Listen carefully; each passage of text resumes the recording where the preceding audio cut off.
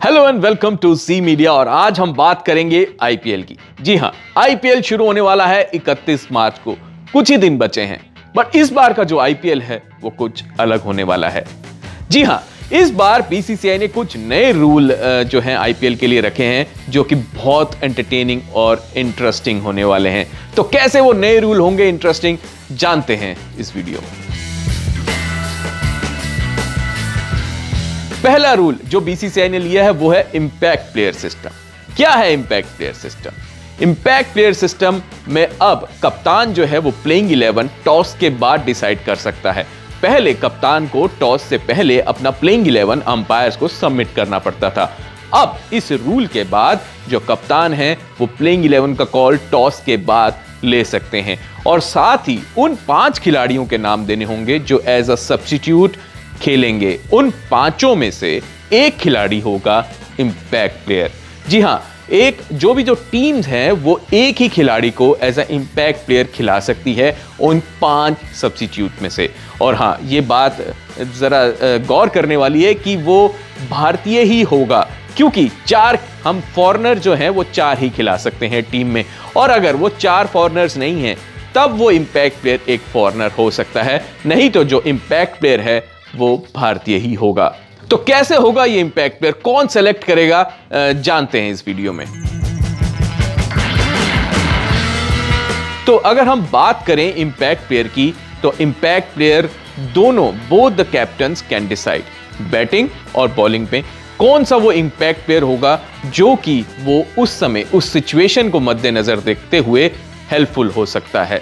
अगर हम बात करें पहले मैच की आईपीएल की, चेन्नई और गुजरात के पहले मैच में, मान लीजिए चेन्नई ने पहले बल्लेबाजी का फैसला किया टॉस जीत के, तो जो कप्तान है वो इंपैक्ट प्लेयर डिसाइड कर सकता है। कैसे डिसाइड कर सकता है? स्टार्ट ऑफ द इनिंग्स पे डिसाइड कर सकता है, कोई विकेट गिरती है तब डिसाइड कर सकता है, या फिर कोई बल्लेबाज रिटायर होता है तब डिसाइड कर सकता है। अब हम इस रूल को और आसानी से समझते हैं।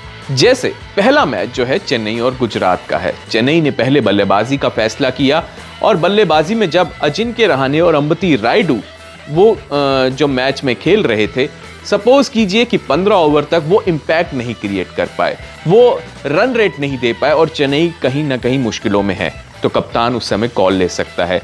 मान लीजिए अंबती रायडू आउट होते हैं और बेन स्टोक्स जो हैं वो एज अ सब्स्टिट्यूट उस दिन होते हैं, तो अंपायर बेन स्टोक को खिला सकता है एज एन इंपैक्ट प्लेयर, जल्द ही बेच सकता है, क्योंकि वो एज अ सब्स्टिट्यूट प्लेयर हैं, तो वो अब as a impact player batting करने जा सकते हैं। यहां पे जो है सिचुएशन के अकॉर्डिंग बेन स्टोक को एज अ इंपैक्ट प्लेयर बनाया गया, क्योंकि वो सब्स्टिट्यूट में थे उस दिन।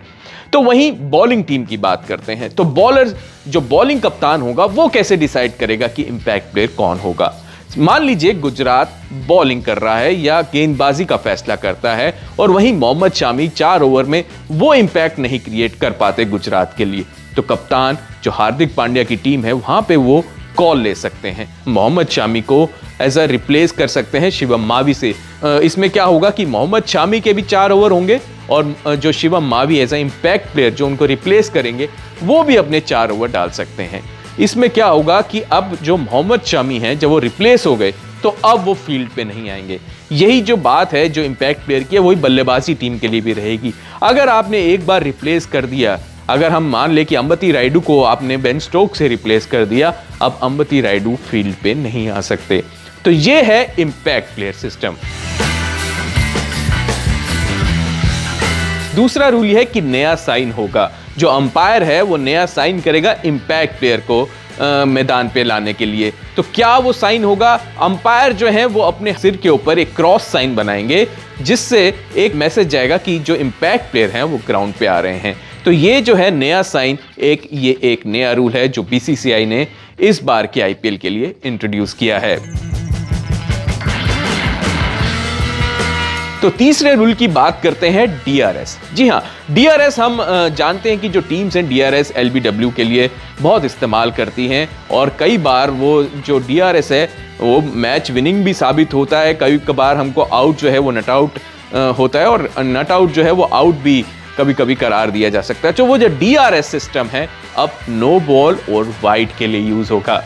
जी हाँ, सही सुना आपने। अब जो वेस्ट हाइट नो बॉल होती हैं या जो वाइड नहीं पड़ी जाती अंपायर द्वारा ऑन फील्ड द्वारा, तो वहां पे जो खिलाड़ी होंगे ऑन फील्ड वो क्लेम कर सकते हैं कि हम इसके लिए डीआरएस लेंगे, ये नो बॉल है या वाइड बॉल है। और हम सब जानते हैं कि नो और वाइड बॉल क्या इंपैक्ट क्रिएट कर सकते हैं एक मैच में। हमने देखा होगा हाल ही में विराट कोहली की जो T20 वर्ल्ड कप की पारी थी पाकिस्तान के खिलाफ, वहां पे बहुत जो है बात हुई थी कि वो नो बॉल है या नहीं। तो अब वो जो है ऑन फील्ड टसल ना हो, उसके लिए ये डीआरएस लाया गया है।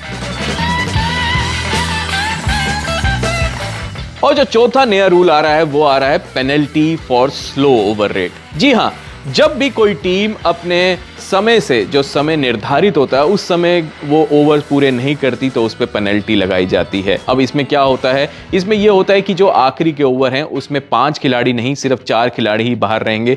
तो ये जो अंपायर है ये कॉल ले सकता है कि आपने अपने समय सीमा में गेंदबाजी पूरी नहीं की, अपने ओवर्स पूरे नहीं किए, तो हम आप पे पेनल्टी लगाते। तो ये जो कॉल है ये अंपायर इस आईपीएल सीजन में ले सकता है। 5वां नियम है डेड बॉल कॉल। जी हां, अगर अंपायर ऑन फील्ड अंपायर देखता है कि कुछ अनफेयर मूवमेंट है फील्ड में तो वो डेड बॉल डिक्लेयर कर सकता है। यही नहीं कि अगर वो आपको लगता है कि अनफेयर मूवमेंट हुआ है तो वो पेनल्टी भी लगा सकता है फील्डिंग साइड पे और 5 रन जो हैं वो बैटिंग साइड को मिल सकते हैं। तो अब ये जो कॉल है ये अंपायर ले सकेगा इस आईपीएल सीजन में। और साथ ही अगर कोई बॉल पिच के बाहर चली जाती है तो वहां पे भी अंपायर डेड बॉल कॉल ले सकता है। तो ये जो 5 नियम है इस बार की आईपीएल में हमको देखने को मिलेंगे। बहुत इंटरेस्टिंग लग रहा है, मजा आने वाला है इस बार की आईपीएल के सीजन में। देखते हैं कैसे वो इंपैक्ट प्लेयर यूज करेंगे, कैसे वो टीम जो है स्ट्रेटेजीज बनाएंगी कि कौन सा वो इंपैक्ट प्लेयर रहेगा और क्या ये डीआरएस जो सिस्टम आ रहा है वाइड और नो बॉल के लिए क्या वो इंपैक्ट क्रिएट करेगा, क्या वो मैच टर्निंग पॉइंट हो सकते हैं ये सारे रूल्स। तो बने रहिए हमारे साथ। फिलहाल इस वीडियो में इतना ही।